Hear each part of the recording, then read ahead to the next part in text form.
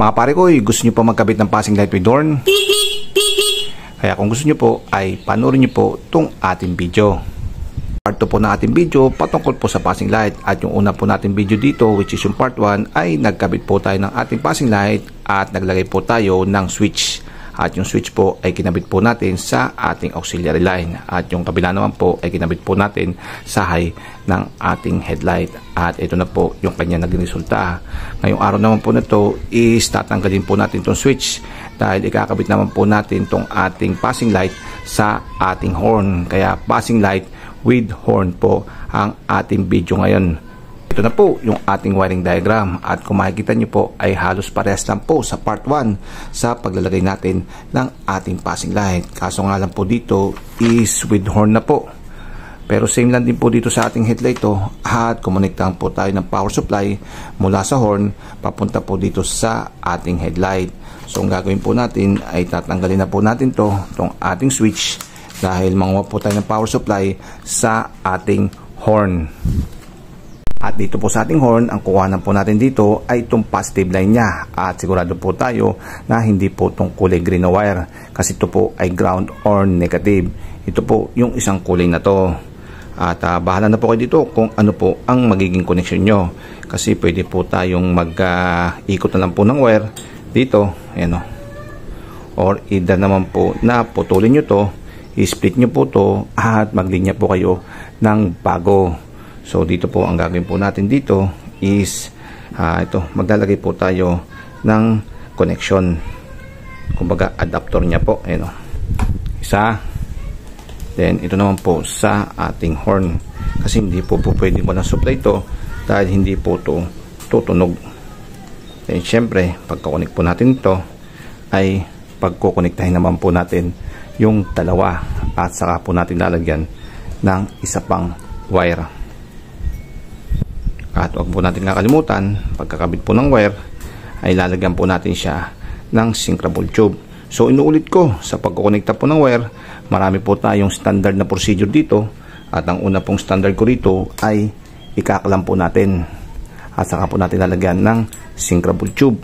Then pangalaw po ay pwede po nating hinangin, pagkonekta po natin ay hinangin po natin para sure po na walang loose connection. At after po natin mapagdugtong, syempre ay lalagyan po natin siya ng syncrable tube para po safe na safe.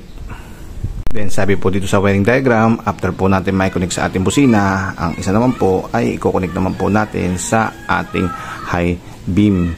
So dito po sa ating headlight, ito po yung ating putol ng ating high beam na ginawa ng unang part 1 ay i-connect po natin dito. At the same time ay lalagyan din po natin siya ng syncrable tube. After po natin mai-connect tong ating busina sa high po ng ating headlight, ayun po, presto, meron po tayong instant passing light with horn. So inulit ko mga pare ko, yung high po ng ating headlight ay kulay blue. So dito nyo po siya i-connect.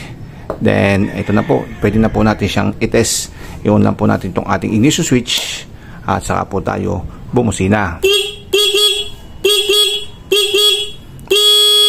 Di po ba mga pare ko, passing light with horn. Kaso tingnan natin pag nag-on naman po tayo ng ating headlight.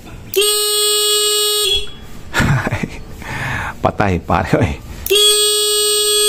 May problema, kasi meron po tayong maling ginawa. So sinadya ko po talaga yun, para once na nagawa nyo po to, alam nyo po ang inyong naging problema, kasi meron po tayong kulang na hindi nilagay. At dito po makikita nyo, meron po dapat na diode. So hindi lang po purong wire ang ating i-connect sa ating headlight, kundi meron po siyang diode. So ito po yung ating diode, at 6 amps lang po to. Murang-mura lang po to sa mga online store, at doon nyo po siya mabibili. So ang gagawin po natin is ito, hihinangan po natin siya at kukonek, at lalagyan po natin siya ng syncrable tube for safety.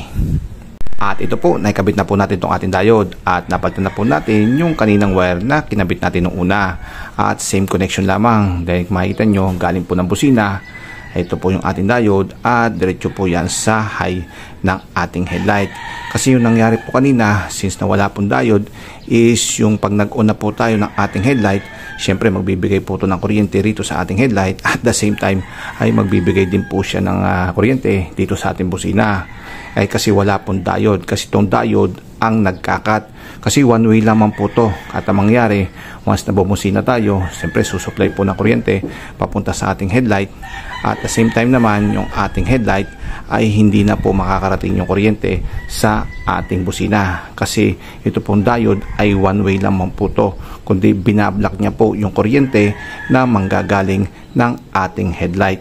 Ito naman po sa ating diode, tandaan nyo po na meron po siyang direksyon at one way lamang po at wala na pong pabalik. At ang palatandaan nyo po dyan para malaman po yun ay yung guhit po na to. So kung nasaan po yung guhit ay pag ganun po yung flow ng inyong kuryente at wala na po siyang pabalik. Kaya dito po natin siya nilagay, papunta po dito sa ating headlight. Kaya para po pag bumusina po tayo ay may kuryente po pupunta sa ating headlight. At pag naman po natin tong ating headlight, ayan, ay wala naman pong kuryente na babalik dito sa ating busina. So testing na po tayo, kaya pag on po ng ating ignition switch at pag busina po natin ay sasabay na po tong ating high ng ating headlight. Hindi po ba? Kaya meron na po tayong passing light with horn. And then pag on naman po ng ating headlight, i-high na po natin. Ano? So hindi po tutunog tong ating horn kasi nabablock po ng ating diode yung kuryente na papunta po dito sa ating horn. So next video naman po natin ay magkakabit po tayo ng passing light sa ating MDL or mini driving light. So alam po, ang alam ko po ay bawal po to sa LTO na pagsabayin po yung busina at yung passing light. Pero nasa sa inyo rin po yung desisyon kung magkakabit po kayo nito sa inyong motor.